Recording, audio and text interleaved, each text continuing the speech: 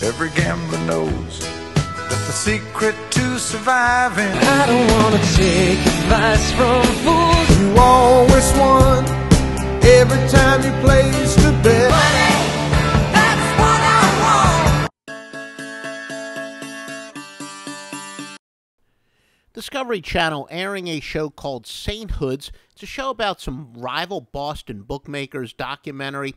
One of the things that we'd like to discuss, that not directly related to the show itself, but the value of developing relationships with quote-unquote outlaw bookmakers. Those of you who have been long clients to my picks going back to the Score Phone days, now exclusively at offshoreinsiders.com, Joe Duffy's picks. You know that I use the sharp versus square. And what the sharp versus square is, when a lot of money is on, a lot of the sharp money is on one side, a lot of the square money is on the other side, we definitely go with the sharp money.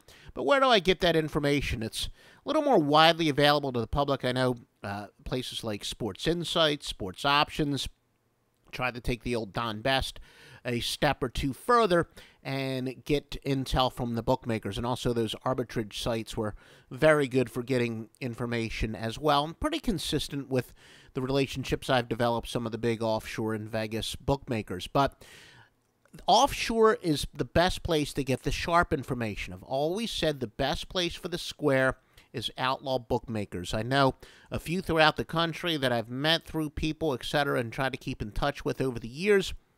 The square information is very valuable. Now, a lot of people ask, is a square just that bad? I mean, you just simply bet against a square? Is it that simple? Somewhat, but it's not so much that the gambler's that bad that you just do the opposite of everything he says. There's really a rhyme behind that reason.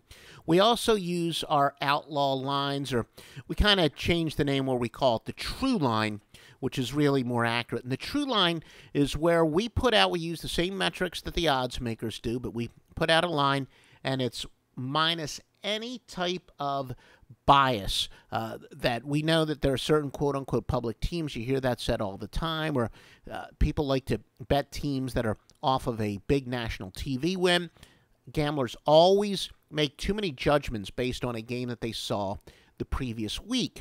And that's one of the big mistakes that the square player makes. So the odds makers have to come out and make adjustments because of they flat out know from various betting patterns that the squares are likely to bet this team under this situation, and they have to make adjustments accordingly. And when we get the scalp between our own personal line, the real line as we call it, and the post-it line, we take advantage there. But it's greatly corroborated by that sharp versus square information.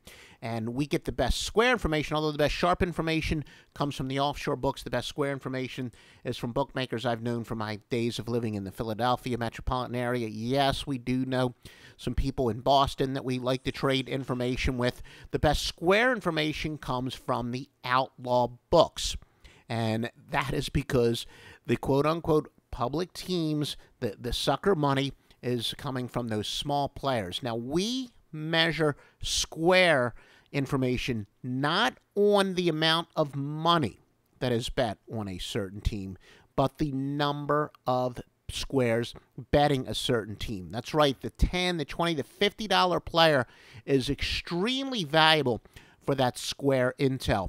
And I know a lot of bookmakers, ask your own bookmaker. If you use an outlaw bookmaker, they'll tell you that's how they bet their own games. They will take the sharp and the square information. Quite frankly, I think for the most part, they're not going to get the sharp information from their own clients. That's why local guys do so well. There's so many Joey Bag of Donut players out there. That's really the main lesson. I know the documentary is more not so much from a handicapping standpoint, but that's one of the things, the timing of the show, and a lot of people ask me about the sharp versus square.